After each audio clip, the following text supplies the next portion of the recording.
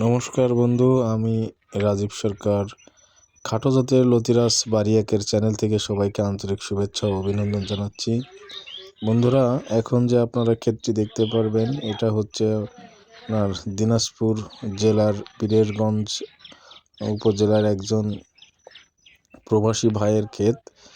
উনি কচু চাষ করছে এবছর প্রথমেই।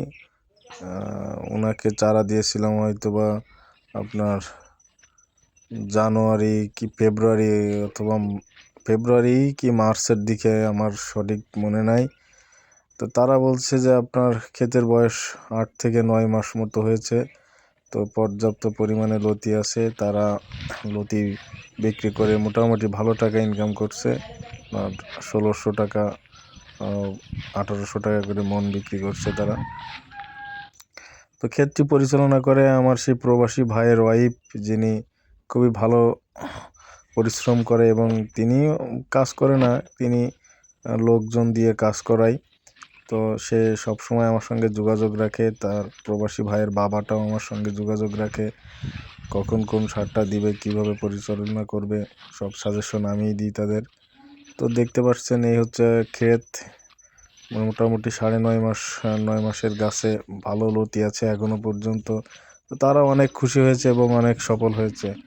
হ্যাঁ, তো আপনারা যারা লতি চাষ করতে আগ্রহী আছেন, এই খাটো জাতটি আপনারা চাষ করেন, অবশ্যই লাভবান হবেন। গাছের চেহারা দেখে ভাই আমি নিজে মুগ্ধ হয়েছি। আমরা যেটা পারি না তারা সেটা করে দেখায়।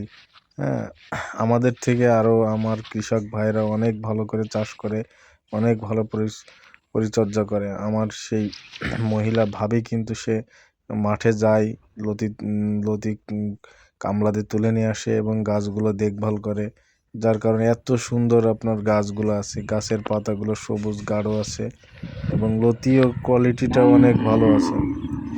যাক, ভাইয়ের জন্য দোয়া করি, তিনি প্রবাসে ভালো থাকুক, তার পরিবার নিয়ে ভালো থাকুক।